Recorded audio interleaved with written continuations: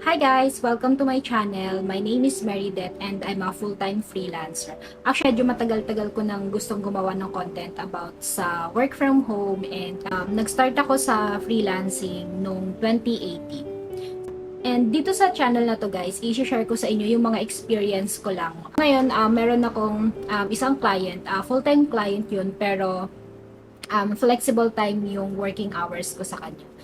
So, nung bago pa lang ako dito sa freelancing, hindi talaga ako nag-a-accept ng client na full-time. So, meron akong multiple clients, pero lahat yun, part-time lang. So, nag-work ako sa kanila ng mga 1 to 2 hours per day dun sa mga client na yun.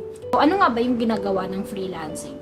So, or ng isang freelancer? So, ngayon, lalo na ngayon, medyo marami na yung gumagawa ng content about sa work from home, pagiging VA or virtual assistant. So, marami na kayo actually makikitang content dito about do. So, ayun, ang work ko ngayon dun sa client ko is nagma-manage ako ng online store niya and ako lang yung full-time niyang VA. Pero meron pa akong mga ibang kasama na VA na nagwo-work as part-time.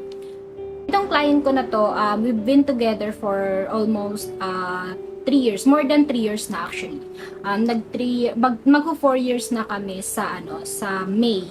So ayun, medyo matagal-tagal na rin kaming nag-work nitong client na to. And based sa experience ko, kasi dito sa freelancing, malamang ngayon marami kayong makikita na pag freelancer nga is hindi nga stable yung income or hindi stable yung mga client, medyo mabilis mag-end yung contract ganun. So hindi siya, kung tutusin, parang hindi siya sustainable or hindi siya consistent yung mga client. Pero based naman sa experience ko guys, dati ganun yung ginagawa ko. Meron akong mga client na parang 6 months lang, 3 months ganun, per contract lang. Pero nung itong client ko na to, nung nahanap ko tong client ko na to na ang gusto niya is mag-work kami for long term. So, nag-focus na ako dito. And yun yung kagandahan, kahit hindi ako kumikita ng 6 digits dito sa client na to. Pero at least, consistent naman na kumikita ako sa kanya ng monthly. So, ayun. I think para sa akin as a freelancer and work from home mom, okay na sa akin yung kumikita ako ng hindi ganun kalaki kagaya ng ibang freelancer.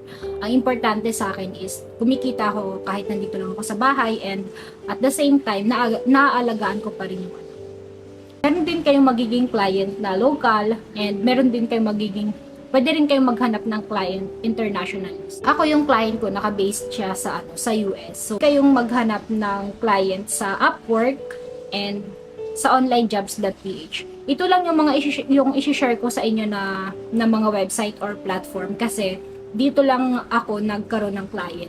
So ito lang yung na-experience ko na. Ayokong magbigay ng mga ibang Actually sobrang daming freelancing website or platform. Meron na ding mga agency. So ako from the start hindi ako nakapag-try ng agency kaya wala akong mare-recommend na agency kasi ayoko mag-recommend ng agency or platform na hindi ko pa nasubukan. So, itong Upwork and onlinejobs.ph, yun lang yung nasubukan ko and dun lang ako talaga nagkaroon ng client. So, pero kung mag-search kayo sa Google, sobrang daming mga freelancing platform na makikita nyo. Gano'n nga ba ako katagal nagkaroon ng client simula nung nag-start ako mag-freelancing? Resign ako sa work ko noong 2018, actually January 2018 sa pagkakatanda ko. January pa lang, actually nung hindi pa ako nagre-resign, medyo alam ko na yung sa work from home, ganun. Pero wala akong alam kung saan mag-a-apply. Yung unang nalaman ko is yung onlinejobs.ph.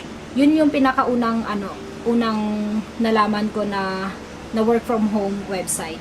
Pero nung time na yun kasi hindi ko pa alam kung ano yung gagawin ko, kung paano gumawa ng proposal, tapos natatakot pa ako nun mag-apply kasi takot ako sa interview kasi nga syempre English yung English yung interview. So, ako hindi naman ako fluent sa English, hindi rin naman ako nag-call center.